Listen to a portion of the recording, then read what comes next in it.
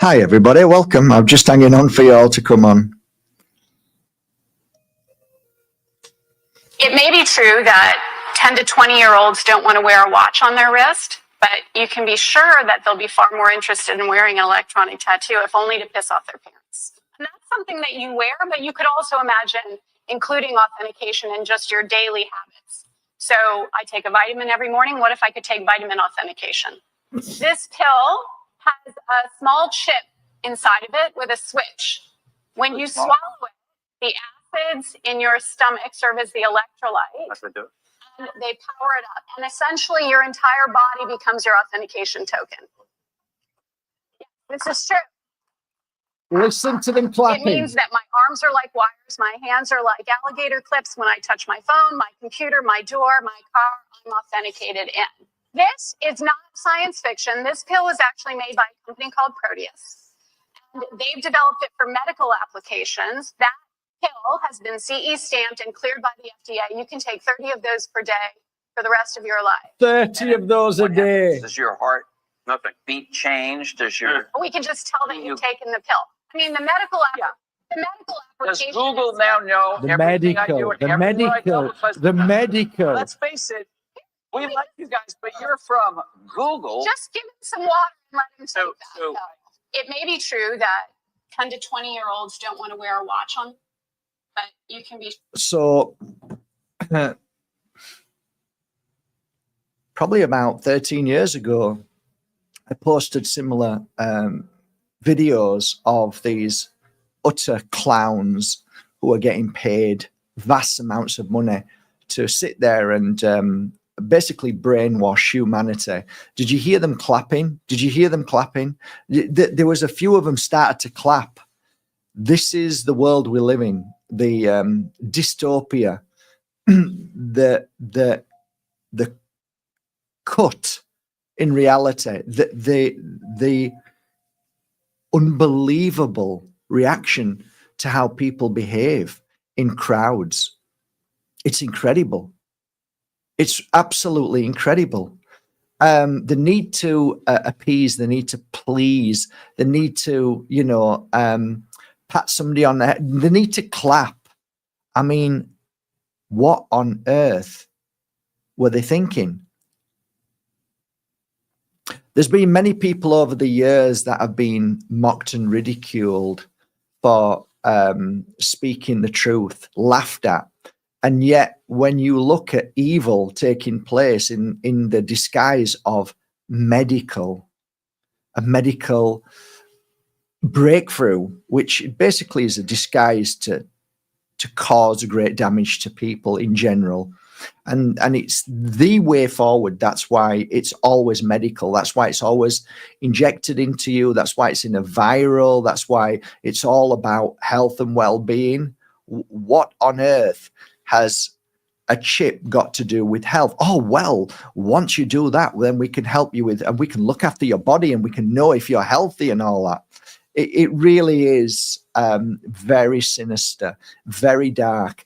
Point being is that video, like many of them, were years old. Did you see the size of the chip in that? Which, it's just a round ball. I often wondered to myself, what kind of food products could you hide them into right now? And the size is like very small, but imagine 10 years on how small it would be now. And do you ever ask yourself where this nanotechnology comes from? We went from a telephone to a chip. It's, we get mocked and laughed and ridiculed whenever we ask a question which deserves an answer. Or what do you think? We're that stupid? Do you think humanity is that thick that we can't figure this out ourselves? That, no, I don't think that at all. But the leap between an old telephone with a dial, which you had to dial with your finger, and a radio, which you had to tune in, to now a chip, which is you need a microscope to see what's in it. Where did that come from? Where did that technology come from?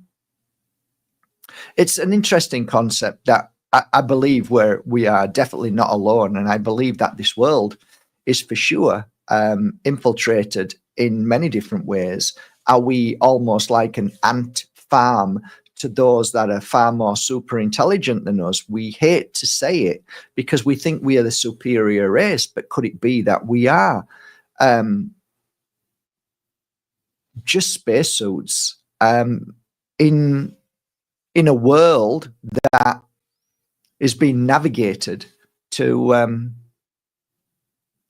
let's say, higher species, more developed species? And I'm not talking about the microchip. I'm talking about spiritually speaking, those that control the world through a different form of manipulation, which is, I believe, the dark force, a dark energy, a dark entity, however you want to class it as, but something is controlling this world. And it does not seem as if there is that what people hope for is a God. They call for a God. If there is a God, then how is it that darkness seems to be thriving? How is it that people seem to be always in a constant conflict and war and suffering? You know, why are people now getting cancers in a way that is it's so mind-blowing that the things that need to be discussed and talked about are not. Never talked about. You know, the elephant in the room. Shh, don't talk about that. And yet we can talk about all the nastiness. We can talk about P. Diddy. We can talk about, you know, well, just look at the internet. Look at the internet on the shorts and look how much suffering is. It could be an animal eating another animal. It could be a man getting punched by another guy, you know, and there's trauma. It's trauma-based black screen constantly. It's mind-blowing that we cannot see the elephant in the room. I mean, if you think about this, if you sent your children to a school and gave them a television and let them watch everything that is on this black screen, you would say that that was abuse, wouldn't you? You would not allow your child to look at what's going on this black screen. There's porn everywhere. There's abuse in so many ways. There's lies and manipulations constantly, not only with health, but with politics and with spirituality. There's more.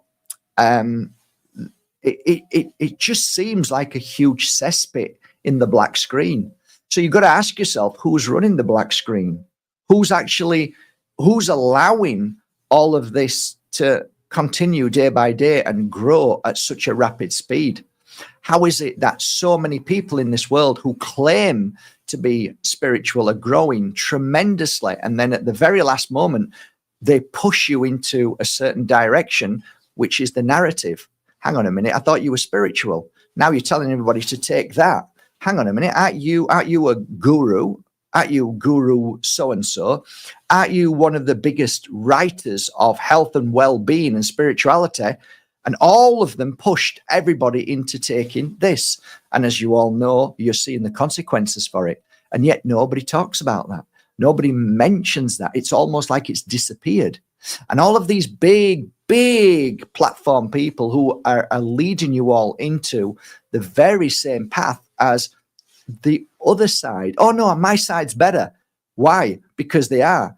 Well, they're not better. You're not any better. You're giving the same as the other side's giving, because it all ends up in a system. And the system isn't one person, it isn't a woman, it isn't a man. The system is an invisible force that is controlled by everything. It controls everything. It controls the black screen, it controls the TV, the radio, it controls all of those who have huge platforms. I'm talking millions who are watching them right now. Do you honestly believe that they are just happen to slip in and get in there and so that they can stay there? No, if you look at those that really are true to their truth and know their truth and know what they're saying and they stand by it, they get blacklisted straight away. They get booted out. So it's very, very interesting. Ducking and diving is what I've done over these past 4 years, and it is what it is. But you can clearly see now there's more of a darkness. I went out today, literally went out, and went into 2 supermarkets because I had to buy some things for the farm, which was some mops, and a few other, things that are needed to keep the farm tidy. And I'm very cautious about what I buy. I don't go in there and buy any food. I just buy necessities like toilet paper, as long as it's not perfumed.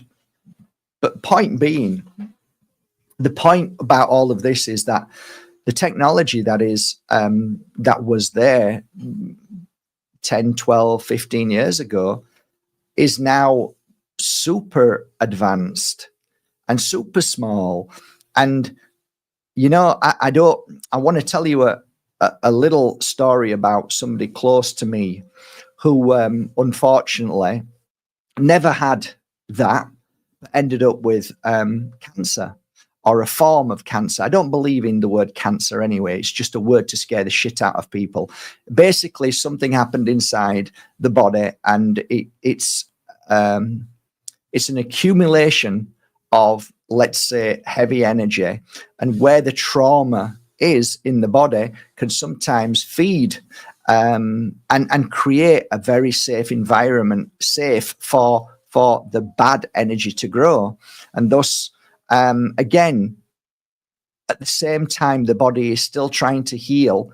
So there's a dual energy going on at any given moment. So the body will run around, and all its workforce will try and take all of these poisons from your body and put them in a sack and keep them in the sack so that poison doesn't affect the body. So eventually you'll get a tumor, and the tumor is basically a buildup of poisons that you've been putting or rubbing or swallowing in your body.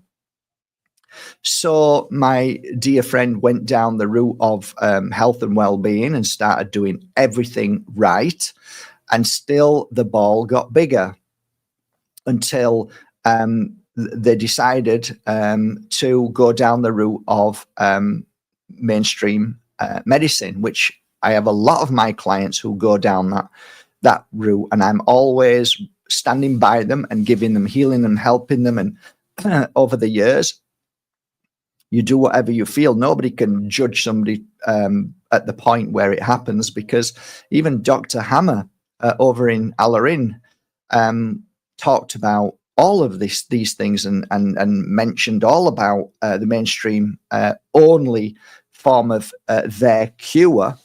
And his daughter got cancer, and he went down the same route. So you just don't know what you're going to do, and the fear factor of plus the fact as well, we never really take on board that we're here for a certain point. And sometimes there's nothing you can do, even if you do all the right things. If you're meant to go and it's your time, I believe it's your time. So we never take that into consideration, do we? But anyway, that being said, he went down that route, and at this moment in time, is able to walk again now. This is not affecting him because he couldn't sleep at all. He was struggling to sleep because it was pushing against certain parts of his body. Bless. So now it is a lot better. But what was interesting to me is that they went for a blood test after the therapy. Remember, he's never had at all. He's very health conscious. And they did a blood test, and they were looking at the screen, and they could see the blood plates. And she says, I'm a little bit concerned about this here. And they said, what is that? What are them little dots? Guess what? It was inside his body. the metals that they've been trying to put in our body, the very same metals. So that was really interesting. How the hell did they get in there? So it really does seem like when we talk daily, when we see what's happening, when we attune to what's happening, and we can see that there's a clear push of this technology or certain metals that they want in our body, which you all know I've spoken about for many years now. And I told you about the video that I watched on YouTube of a group of scientists getting so excited because they put this metal, this very same metal, into a microwave oven in a petri dish, and when they switched the radio frequency on, so the microwaves, it was basically they started jumping and dancing and expanding and duplicating, and they were so excited. They were so excited. So you can see why, and there is no reason to doubt this anymore. There's no reason to doubt that they wouldn't do these things. There was a doubt at one time, many years ago. I found it more challenging to explain this to people than now. Now people kind of say, okay, anything really goes. The government really isn't a government. You can see how they lie, cheat, and manipulate people, and they want to go into war. They want to cause destruction. They want to do all these bad things all the time. And it's not just a case of making money. It's a case of a darker and much deeper satanic element. It's an element that if we can turn the world into negative energy, then we feed the very entity of what we talk about, the dark web. We talk about AI technology. It's all interlinked and connected, and everything that they want us to swallow is all part of this very same dark all by design path that they want us to walk, and they want us to be basically controlled by AI. They want us to interface to AI technology, and more we're seeing it. So I don't want to just say one metal. I want to say that I believe wholeheartedly that there's more metals inside us that we don't even know the compound of. We don't know the way it's made and structured. So I think they're well in advance of what they want inside our system. So why do they want that in our system? Well, I think if you can control humanity by AI and by these metals, they can feed a certain frequency, which I believe all roads lead to CERN. And I've been saying this for years. I said it right. I mean, before even anybody was really speaking about CERN, I had fascinating true stories of reading for people who worked in CERN, at least 2, and I think possibly 3. And the stories that were nobody had even heard of it. They didn't even know what I was talking about. Imagine telling people that some really weird stuff that I'm hearing from, these people who work there. One particular lady who, she took photos out and asked me where these people were. I mean, what the friggin' hell would you ask where are they? Why would you even do that? And then later on, you start to realize when you hear more and more about CERN, and then all of a sudden you see things pop up and disappear, which so many things have disappeared now, guys. And it was basically with regards to them setting off the kaleidoscope, and 2 people went missing. They disappeared, and their clothes were apparently on the floor. So it was it was written, it was stated in a few articles that 2 people had disappeared. And I'm like, well, I read for somebody at CERN and they asked me where these people were. And the funny thing is, when you're a healer and when you do psychic work, you try and attune to photographs. And a lot of the times what happens, I mean, I used to get a lot of clients who used to come and I used to say, my main reason that I did psychic work is because I wanted to prove it to myself. And there was nobody more excited than me when I got it right. I was like, wow. And it's not ego. It's like there is something that we can attune to. I don't think I'm a psychic, but when I'm sat down doing the work, something happens that we can all attune to. And it can be quite powerful sometimes. And the funny thing is, when you read for somebody and like just say, this was a common thing, right? Just understand that my client base was from like 10 o'clock, 11, 12, maybe 1, and then have a break to back at 3, 3:30, 4, 5, 6, 7. So, you know, I'd have that many clients and I'd be booked up for a long time. So I was doing quite well, and I was one of the most popular on the Costa del Sol. There was Barry Lee, but he was more of a medium. I was more trying to do psychic work and healing work. But anyway, as I'm sat there and a client comes, they'll put a photo there and I'll try and attune, because a lot of the times people are coming to find out where people are. One of the fascinating ones for me afterwards, when I went and had a coffee with somebody, if I had a break, they'd say, oh, will you sit down and have a coffee with me? Okay. A lot of the times it would be like, I know I am, I know I'm adopted and I love my mum and dad. They are my mum and dad, but there's something in me that wants to find my real parents. And they might have a photo of, because for some reason they recovered a photo, and there were times that they didn't have a photo, and I used to try and attune if I could feel them in this world. The point being is there was a difference between, and it was a very slight difference, and sometimes I'd get it wrong, but sometimes I'd get it right. And quite often I was now I know the feeling, the difference between a spirit alive, because your spirit never dies. So you're trying to figure out whether this person is of this world or of the spirit world. It's the same spirit. It was alive here and it's still alive. So you can see how complicated it can be. But there was a feeling that resonated with me, that I started to say, this feels like this person is alive. Okay. Now, here's the thing. This is where it becomes really, really interesting. I might read for somebody 1 month. I'm going off on one, but this is really, really interesting.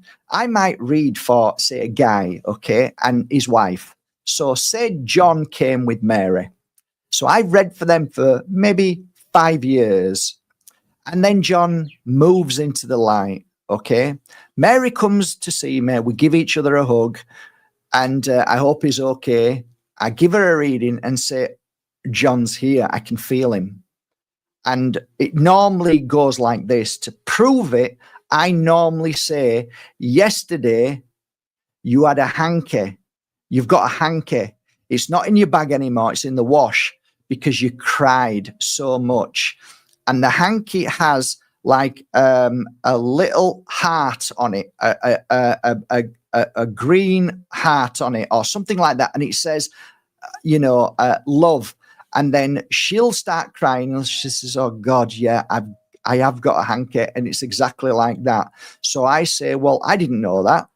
So that proves to her that John is there, because he's telling her. It could be that you went to his grave yesterday and you dropped some flowers off and you said something to him, okay? And he's telling you, don't worry about your son, he'll be fine. And she's crying, she's saying, I went there because I'm worried about my son. Right, now you see how it works, okay? But here's the interesting thing. Mary comes back 2 years later, I ain't seen Mary for 2 years.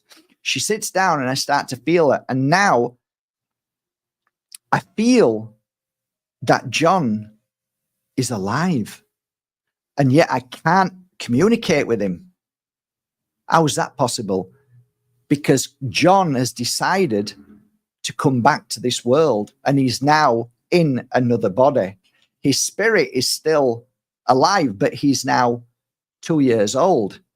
So I can't connect to him to talk to him because he's living an earthly life doing what he's doing. And I can't feel him, but I can say, but he's here and he's living another life. Now, you see how complicated this gets.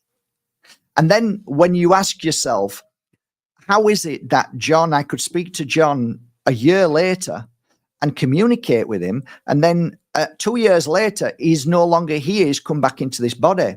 The question then I put to you is, how many people are saying that we just get pulled back to come here? It's just a place that we just are used and eaten by the darkness, and it's a trick, and we just keep coming back. That's not always the case. We come back, and John decided to come back to live another earthly life. And there's a lot of darkness out there now, guys. There's a lot of darkness, and we are slipping into this darkness to actually believe that there's no hope. And I think this is deliberate, and I'm seeing a lot of people talking about this more and more. So it's important that we find the balance and understanding that, yes, there is an energy of darkness, and they always will be. And there is an energy of light, and they always will be. One cannot be without the other. So therefore, whatever we do in life, we try and follow the path of positivity, of light, of goodness, kindness, healing, sharing, caring, giving, compassion, all of the things that feed our consciousness and feeds this world in a physical, mental, and emotional state. Anything that we know that makes a difference to our health, which is connected to our spirit, connected to our every single aspect of our life. If we can help people by giving information that will heal people and help people, then that is a contribution in this world through the experience that we've been through, and we then share it with others. So it's really fascinating how the world is right now, and there is kind of shifts all the time. It's like a chart.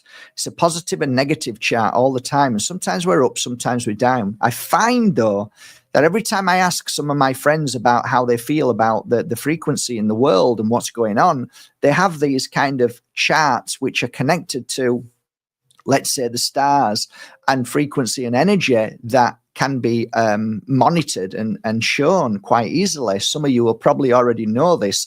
There's probably a lot of people out there who study these charts and talk about them. I find it fascinating that on a full moon, it seems to be a lot more negative than I've seen some of these charts. The energy is a lot more dense and heavier.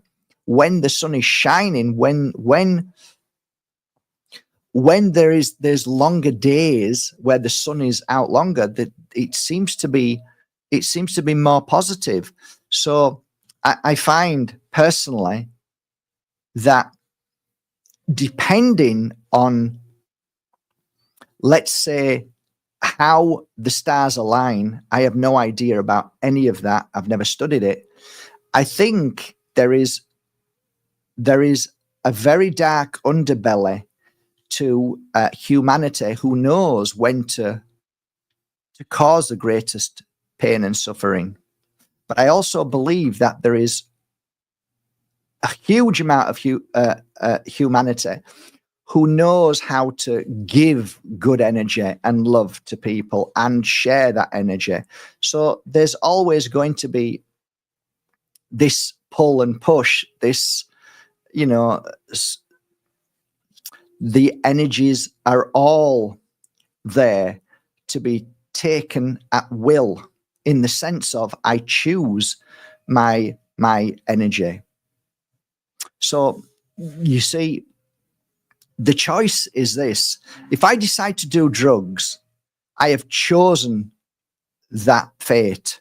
Through that fate, I will receive repercussions of energy, of how my brain works, of how what happens to my body. Whatever happens to my body and my brain will result in the energy that is created around me, called my life force.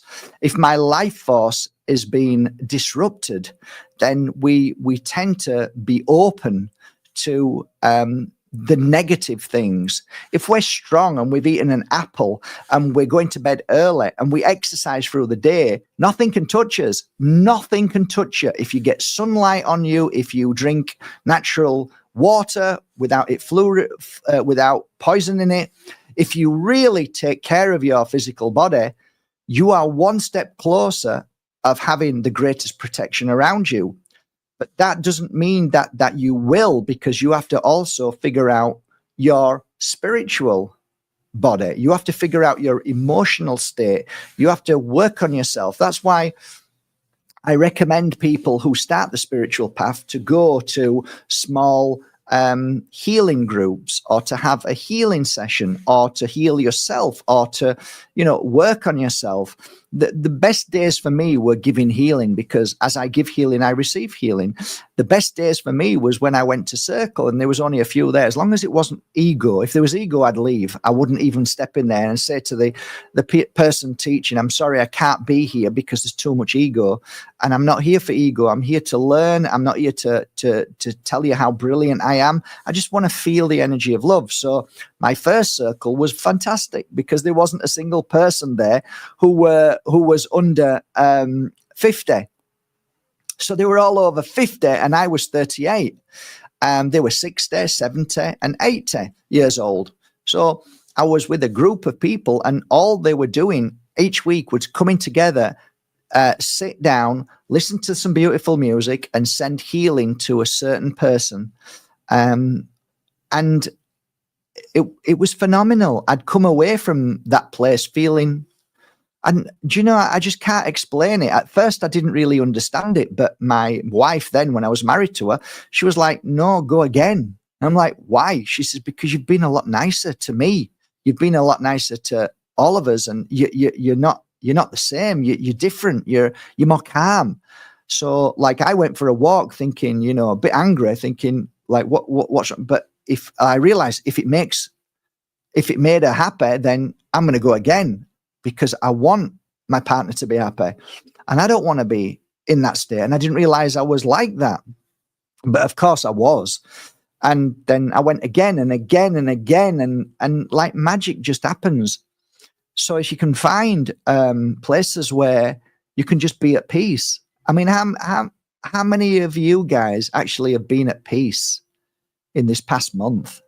How many of you guys, honestly, truthfully, have sat down and been at peace for 1 hour without no thoughts, without just this beautiful energy? The intention is to help heal somebody, which is powerful as hell.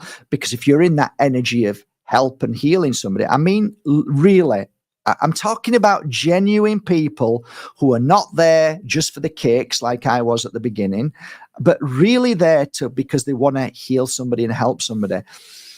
I mean, it's fascinating. Like as a healer, like I was for all those years, to give my healing to one person at a time. In here as well for the past, it was 3 or 4 years, I had a healing bed where that is there. And to give that healing for 1 hour or 1.5 hours, you can't actually describe the effect of the healing process, because not only do tumors disappear, not only, I'll probably get this taken down now, right? Yeah. Not only, and I have proof of that, many people came and shared their true stories. And and they showed me their results. I've told you many stories. I've written them in the book. It's like, I didn't do that. They did it. They came to me and told me what happened to them, and how can this be? And I'm like, I don't know, but let's keep doing it. You see, I've never been somebody who studies. I'm more of a person who wants to learn through experience. And there's so many healers out there who just learn from books and then share that knowledge without real truth. And there's a lot of there's a lot of shady people out there. There's a lot of con artists who are very good with words, but when it comes to healing, why is it that you're now, when somebody comes to you, why is it that all of a sudden it becomes too difficult or you can't do it?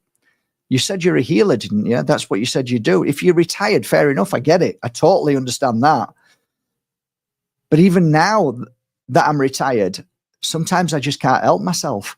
Sometimes, somebody that I know and care for very much, I'll travel the world, which I've done. And I don't tell many people. It's not really that important, and still have it, I think, because they tell me they do, from feeling like they want to die and they don't want to be here anymore, to me looking at them now on the internet, seeing them happy and joyful. Maybe I still have it.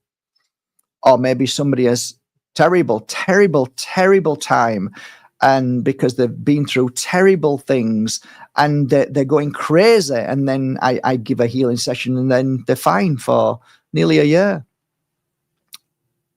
Healing is something that is, I feel, very easy to do, but I think a lot of people have taken advantage of the word healing, and they blow themselves out of proportion, and they start saying stuff, and it's like, but then you're not really, you say it, but now you're not doing it. And what do you mean? I thought you are doing it. And now you're telling them stories. It sounds like you're fake. You're a fake. I mean, if you were a healer, you would just heal. There is no, I just don't, I don't get it. For me, my work was very simple. It was like, shut up, come in, lie down, shut up. There's a reason why I said shut up, because I don't want to know what's wrong with you.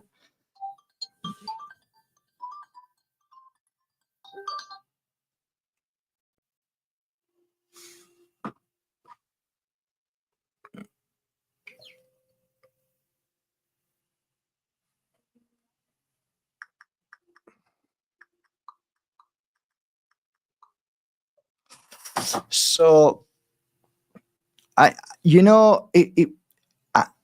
I found it very, very stressful knowing anything. I don't want to know anything. Don't tell me anything. I'm an empath. Let me find it.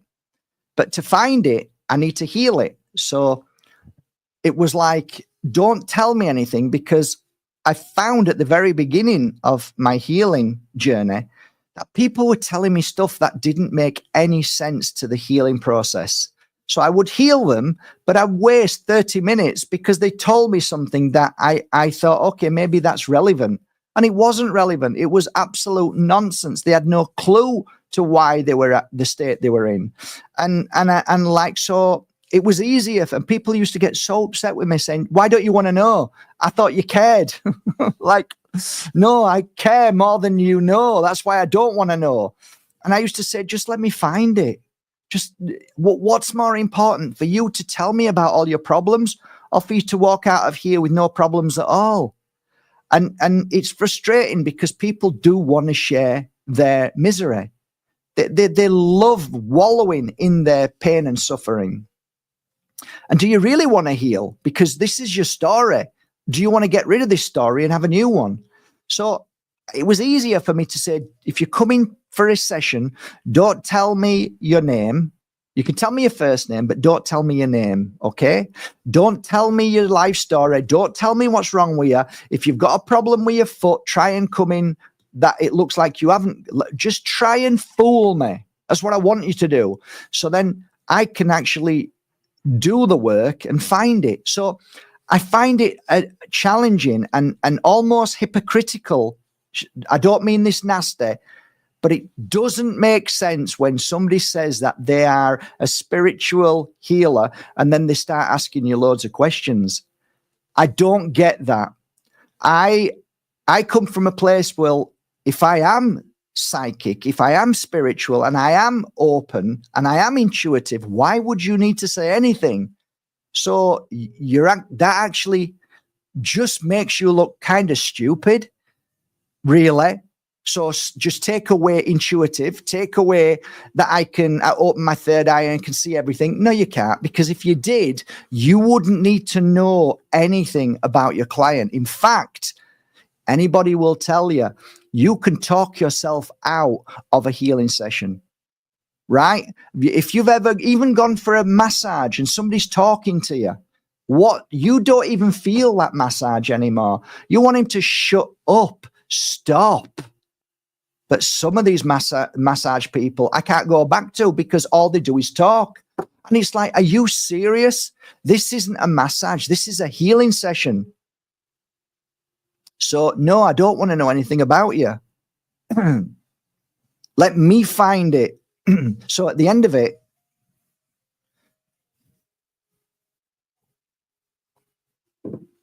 the client goes.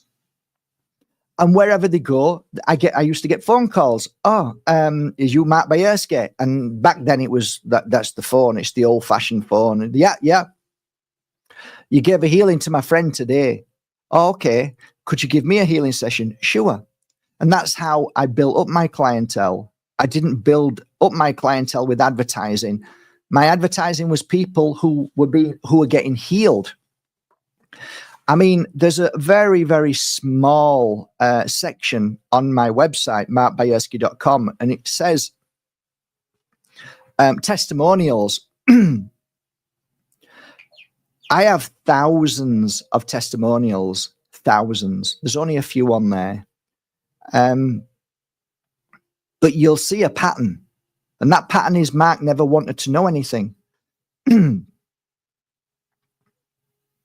And I didn't want you to corrupt the pureness of healing and spiritual work. So it's fascinating. Energy work is fascinating. And I think I don't want to call, I think there's a lot of people in this healing world who aren't healers because they don't come from the right place. They don't really want to heal somebody. They think they do, but what they want to do is the recognition of what they've given. So I'm doing this because maybe if I do heal you, you'll go and tell everybody and I'll become famous, or I'm going to make lots of money, or so and so. And it's a bit heartbreaking because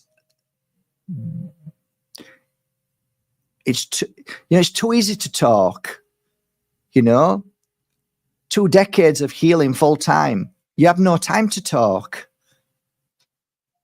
because you're too busy traveling the world doing what you're doing. You're too busy in your little room giving healing sessions all day. And, if you ask me, what did I learn from that? I would say to you, what I learned from my 2 decades of healing clients, that I learned that there is an energy that runs through us, that is part of us, that works hand in hand with the frequency and energy that's around us.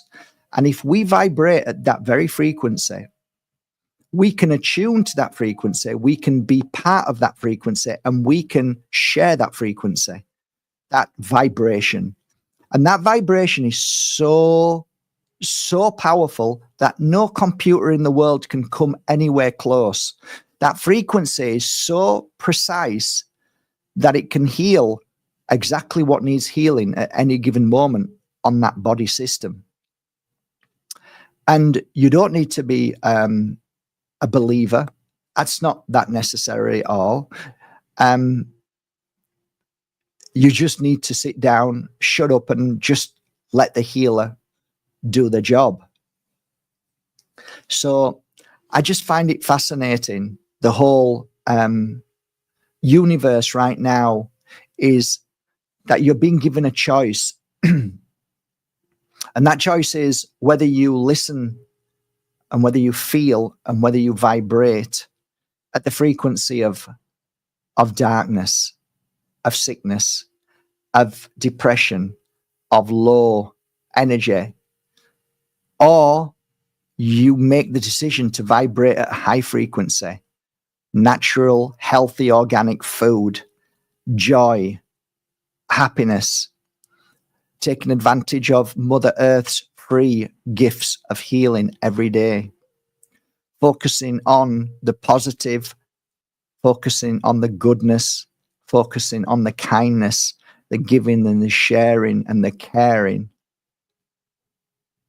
the listening, the empathic within you, the magic within you, the absolute power that you hold, and you can convert all of those energies into light or dark.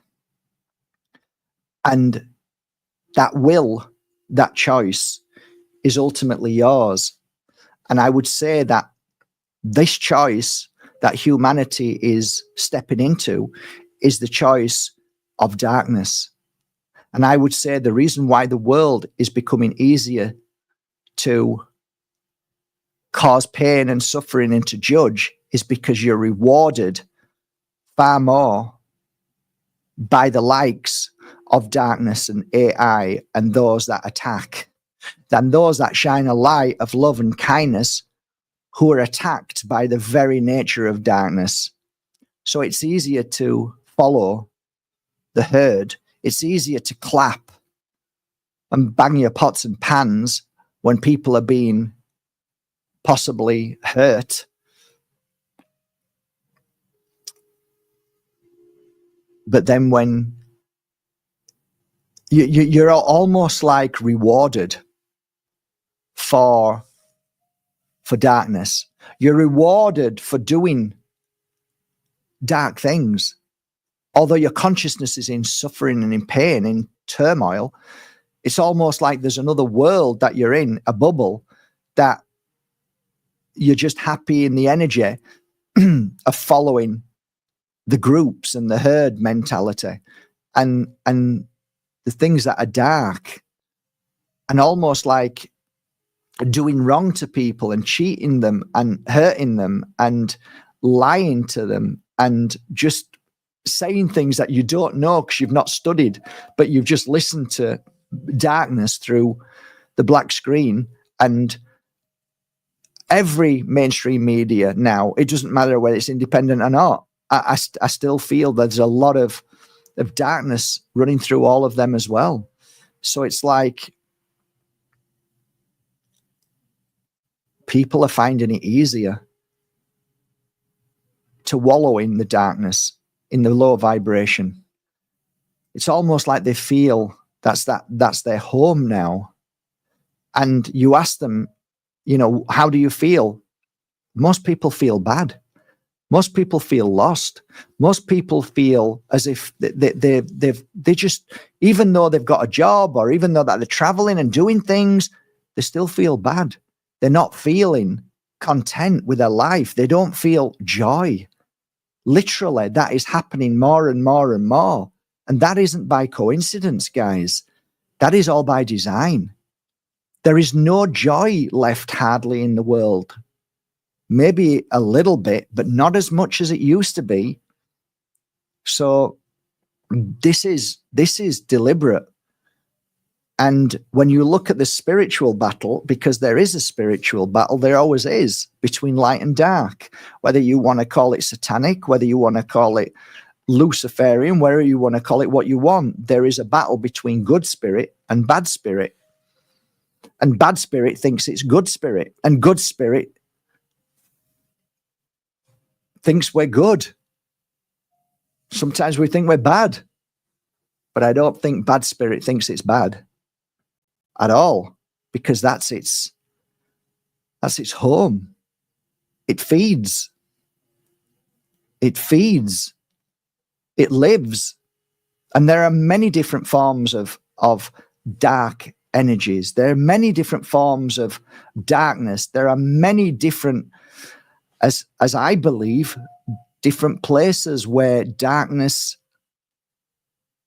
is a home. Like our home is the spirit world where we come from, but there are many spirit worlds, and some very dark that feed from pain and suffering.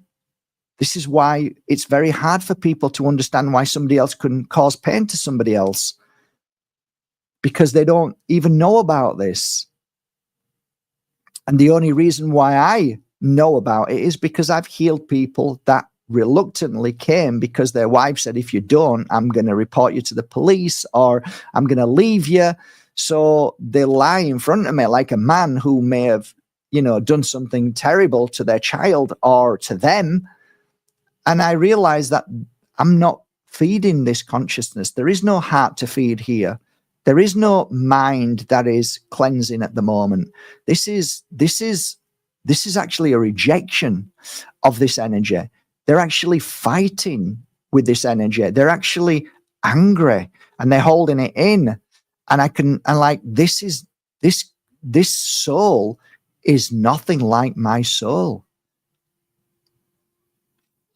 And over the years, you sit down and you ponder these things. Of course you do. You're bound to do. You're bound to sit down and think, you sit down back then with my wife and said, that person isn't like you, isn't like me. There's something very different inside that body. That the consciousness in that body is not like you and I. This is and what do you mean? It just feels like it's so hard to explain. It's different. It isn't of feeling. It isn't of compassion. It isn't of empathy. It just is. And it does not like love. It pretends. So it pretends to like love. I'll give you a great example. I told you once, I stopped doing my readings because I had a silent heart attack when I was in ballet, because Bettina had booked in like loads of people, right? And like I was happy with like 12 and said 16 max. And then next thing I know, there's 23 people there. And we've got 5 days to serve 23 people. And literally, I had to give one-to-one healing sessions to everybody. At this time, I was exhausted anyway, because I'd done a full week. And then I had to get on a plane and got jet lag. And now I have to look after all these people, do circle nights, and then do a full ritual. After that, I had like a silent heart attack, and I was healing myself through the night, sweating. I wrote about it in my book. And various things happened up to that. And like, enough is enough. I didn't want to, I just don't want to do anymore. I've got to stop. I've got to finish this work. It's too much. It's too much. But anyway, I've gone off on one.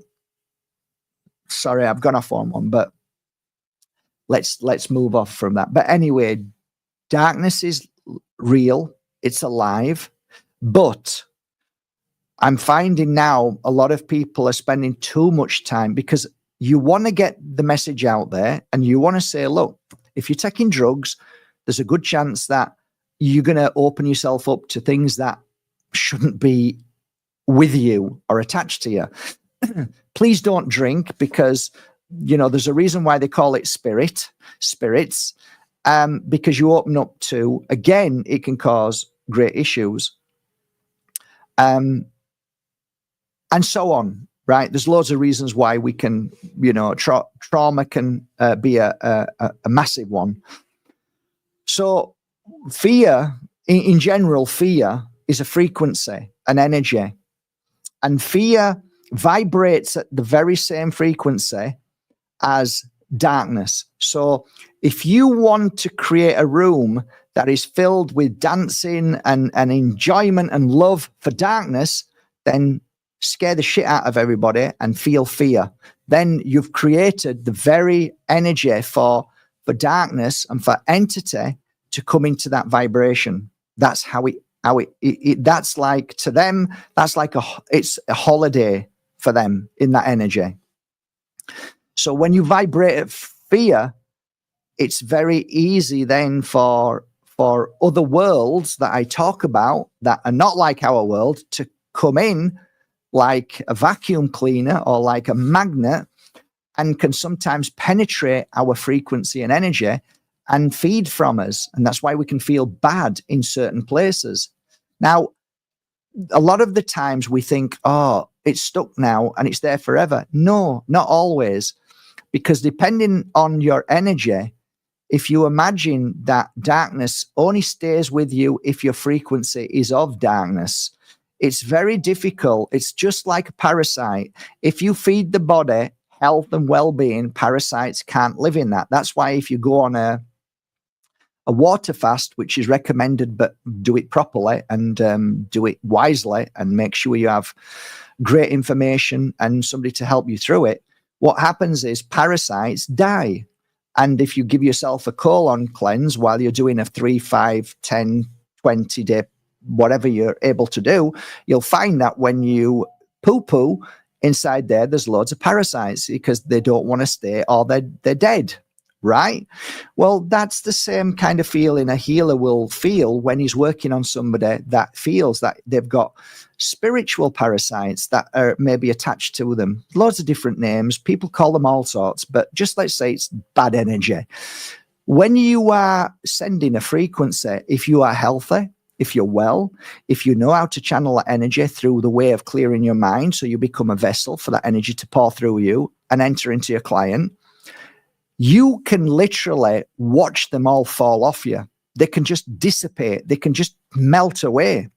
And your client gets up and all of a sudden they don't feel heavy anymore. They don't feel that pain in the stomach. They don't have that headache anymore. They don't have whatever it is. Why is that? How can that just happen? It's impossible. That can't happen. A doctor will say that just doesn't happen. Well, it doesn't if you see it in that way. But if you see it in the way that I'm describing it, it's because whatever that spiritual parasite is and where it is, and it can be anywhere. People just talk about the chakras. No, they can be anywhere. And, you know, I can talk about this all night. There is something about which I don't often go deep into because I don't really know anybody who would truly understand this. Even some healers out there who talk about cleansing parasite, they don't even understand what I'm saying sometimes. It's like, well, do they actually know? Have they just read a book? Have they read loads of books? But here's a fascinating one. Everybody talks about the chakras, and what I find the most fascinating, and I was going to write about this in full, and I don't like to use the word Kundalini, but it is connected to the energy that runs up and down your spine. How do I know this? Through many clients. So what I used to do, and many clients were pregnant. So, right, how did you do it? Like normally a client would lie down on their back for a healing session, right? You all know that. You would lie down on your back and have a healing session. Well, imagine if you're pregnant, heavily pregnant. You can't sit down. It's a struggle to sit. It's hard to lie down on your back, but you're able to turn on your side, right? So I would tell them to turn on the side and face the wall, and I would work on their back. And what would fascinate me most of all is that I realized that the back spine is incredibly powerful and holds the most powerful energy that entity likes to attach to. So I would do a lot of work on people's backs. Now, you won't hear this a lot from other healers. They'll say, oh, it was all the chakras, it was the, you know, this and that. No. If you really want to do the healing work, it's normally on that spine. And there's something about the spine that causes arousal, both positive and negative. So you can arouse yourself. That's why they talk about, and I can't stand this, but they talk about, I can't even remember what the word is, but it's always said in ballet. They're always jumping around with white costumes talking about Kundalini and sacred sex and stuff like that. Well, there's definitely something in that, because the back is connected to arousal, but there is a frequency and energy that runs through the back into the mind and run to the base of the spine. You've heard me talking about the base of the spine. Very powerful. And if you truly are somebody who sees entity, then you'll see that entity is normally attached to the back. That's the heavy stuff, right?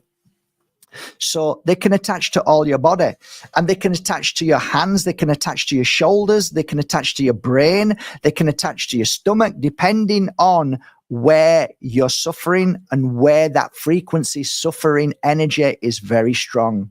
So it's a bit like a terrain. If you're suffering a lot in a certain place, it's a good terrain. If you're feeling bad in your heart, it's a good terrain, because that heart isn't a heart, it's a frequency and energy, and that energy is no longer beating at the heart frequency it should.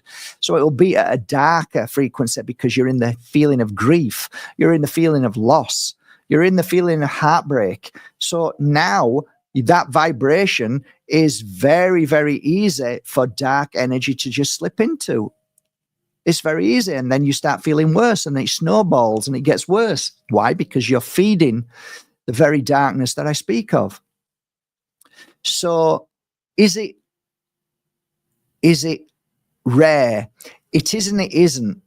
And the whole thing that I'm doing now, I know it sounds crazy and it's not perfect, but it's a bloody help.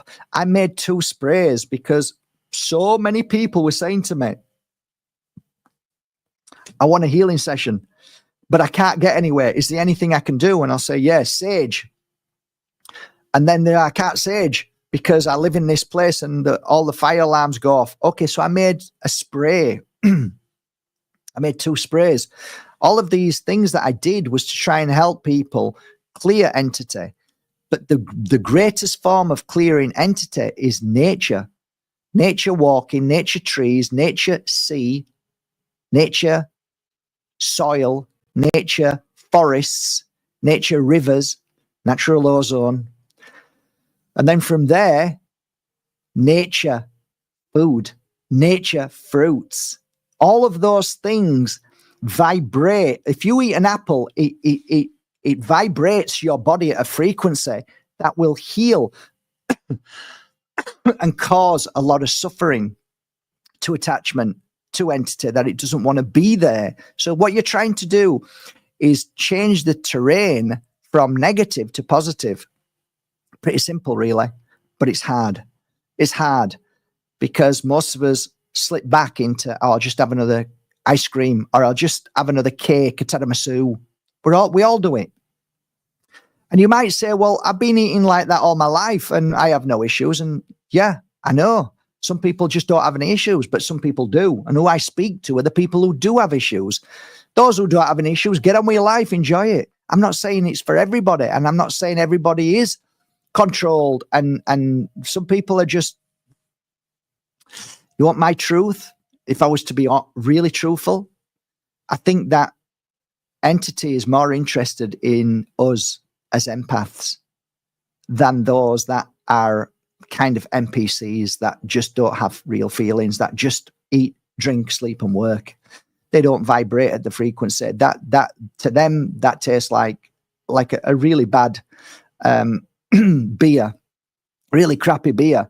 They want nectar, and nectar comes from those that vibrate like yourself at a high frequency, and they want to change that high frequency to their high frequency. So our battery life is either positive or negative. You can vibrate at either. So they're going to do their best. They're going to hunt for the most powerful empath because they know that they can suck them dry all night long. Because if you're an empath, you're going to feel bad. Today, right, I was sat having breakfast. This is how much, and you'll understand this. I'm like this. I'm an empath. I've been like this all my life. One of the things I've always said was when people say, well, who are you? What are you like? I say, well, the way I describe myself is that I used to go to Poland with my mum and dad. And when I got to Poland, I'd buy a bag of sweets. And then I couldn't wait to get back to share all my sweets with my friends. And then you'd say to me, but what about the enjoyment of Poland? It didn't mean anything. The enjoyment was to buy the sweets and bring them back and share them with my friends. That was the most exciting part of my holiday. So this morning I went to have some breakfast and I sat down. And it's a lovely place. Sat down and had fresh bread, which was organic sourdough.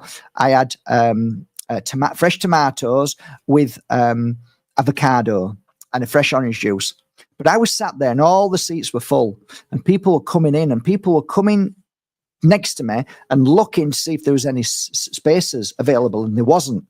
Now, I was sat here and there was two other seats next to me, and anybody could have sat next to me, but they never asked, which is fine.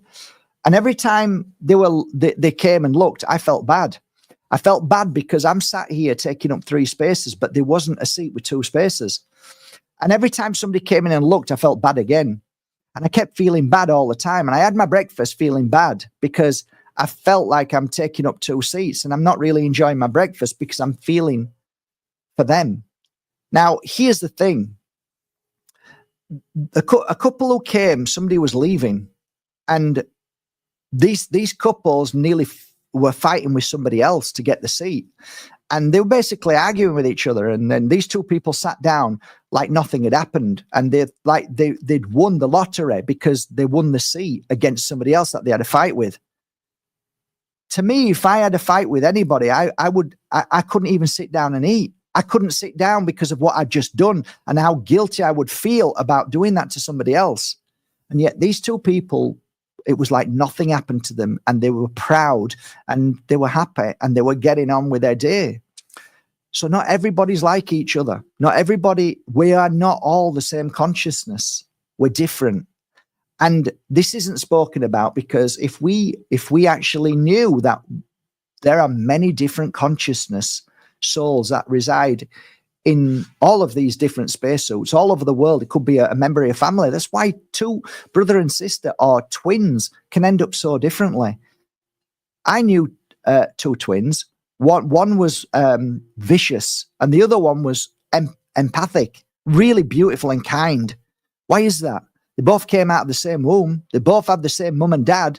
They both grew up exactly the same, but one was very vicious, very, very, very nasty and wanted to cause so much harm to everybody. The other one was just always apologizing for him. I always felt bad and cried a lot.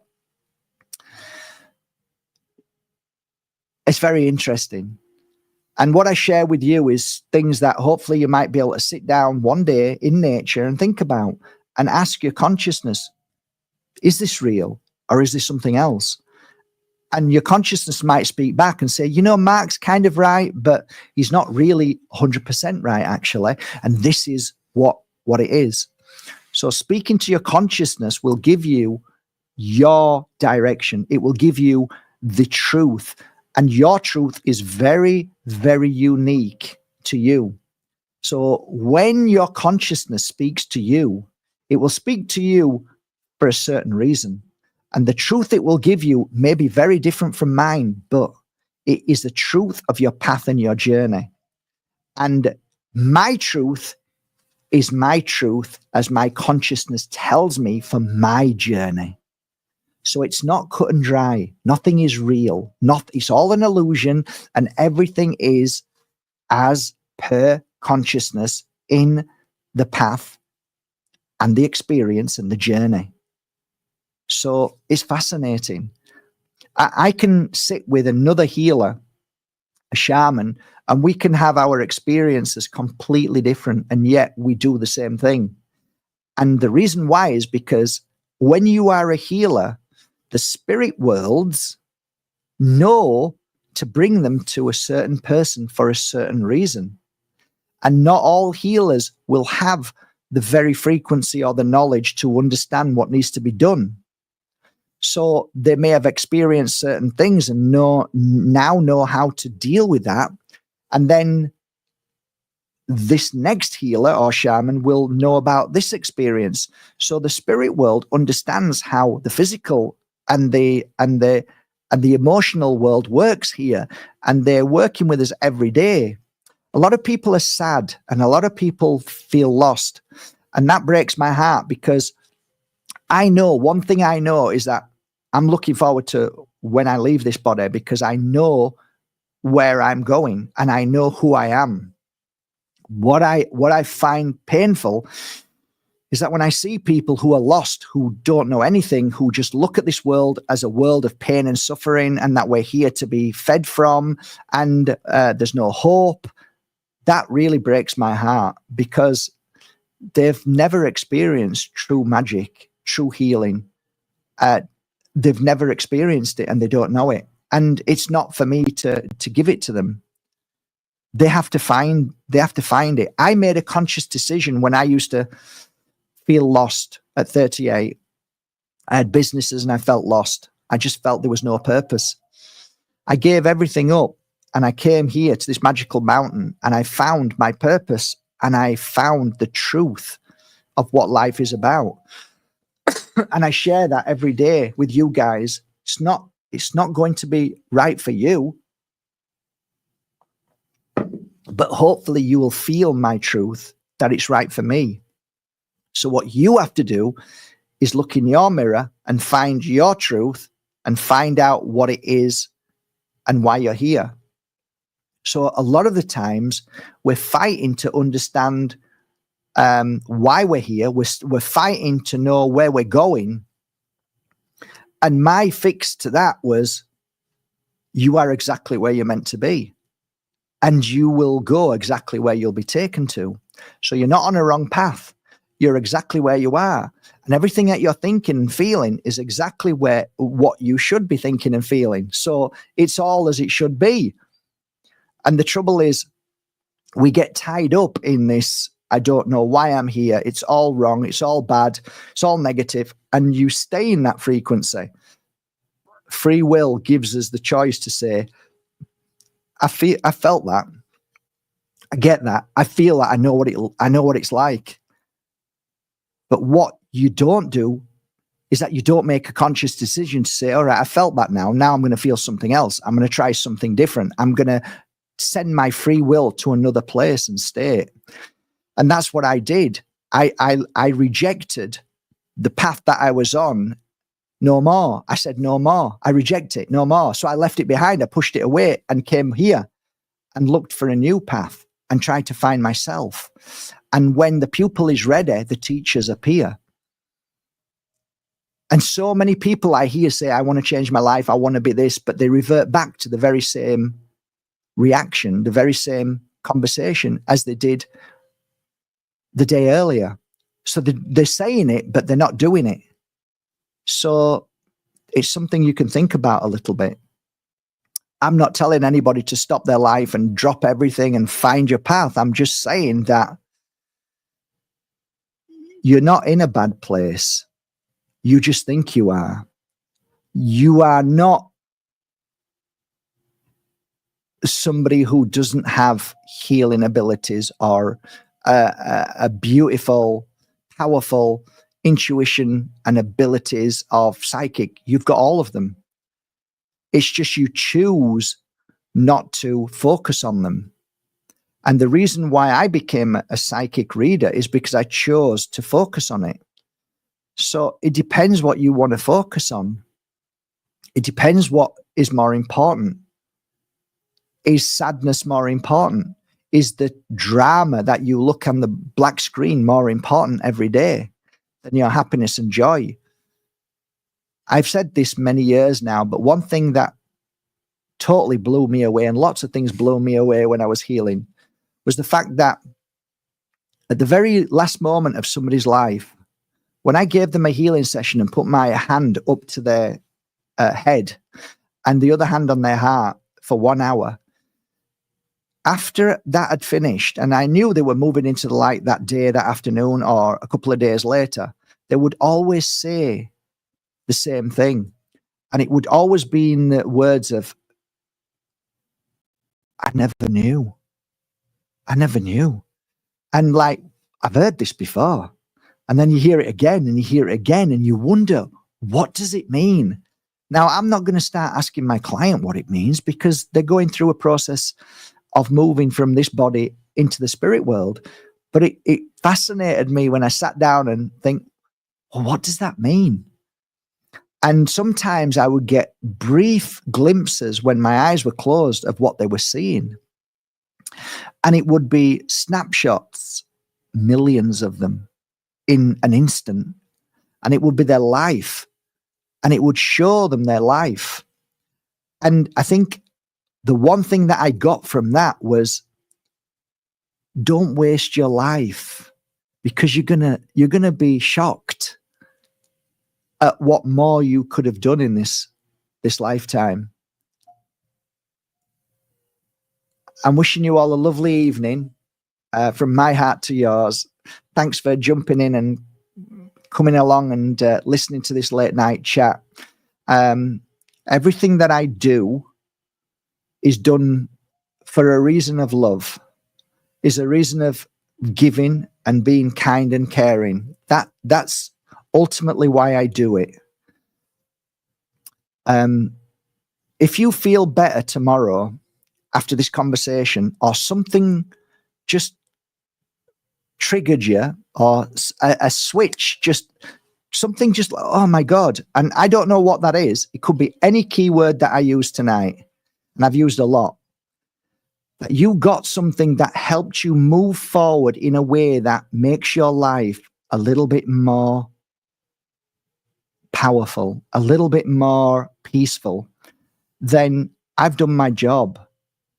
And that's it. That's all it's about. When you sit with somebody that you love, or even sit with a stranger, or even if you give them a tenner out of your pocket, or you've gone and got them a drink or a sandwich or whatever, there's something in giving. The heart that gives is always full. So my message to you tonight is give, because there's some beautiful universal reward when you give, because I think ultimately that's the reason why we're here. We're here to give energy. We're here to give love for those that are like ourselves. And that keeps the balance of darkness at bay. So keep shining, keep being a beautiful light. And thank you for being here tonight and not being so nasty. There's been quite a few people have been nasty lately again. And I feel sorry for them. I feel sorry for people who are in a bad place. I really feel sorry from hand on heart. But it looks like it's been a lovely night tonight, and people have enjoyed the chat. I know I don't interact. I know it pisses people off a lot, but I struggle to read to begin with. And it's easier when I can just channel and share without looking at the screen and the messages. But I can see the messages tonight.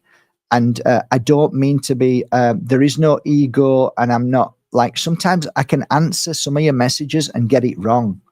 You might say something and say, no, I didn't mean that. And I'm like, oh God. So I've often said, just don't interact with messages, because you always get it wrong, Mark. You say it wrong. That's how psychic I am. When I'm reading, there is no psychic. When I'm just at tuning and speaking and feeling, that's where I am at my best. I feel at my best, like, all right, I did a good job tonight. I shared what I needed to share. And hopefully whoever needed to hear this got the message, and it might help them. So don't ever judge me because I don't read the messages. Like I said, I really struggle to read. You all know this if you know me, but my intentions are always pure and loving, and just that's it. That's the whole point. As I was when I was a full-time healer, I just wanted to feel better. That's it. And it's been difficult because we haven't laughed right much over these 5 years, 4 or 5 years. It's been challenging to laugh. Not much to laugh at, right? But I guess it's time that we start to find some joy. And I think knowledge is really important. So the knowledge I share with you is the only knowledge I know, and that's healing and that's energy.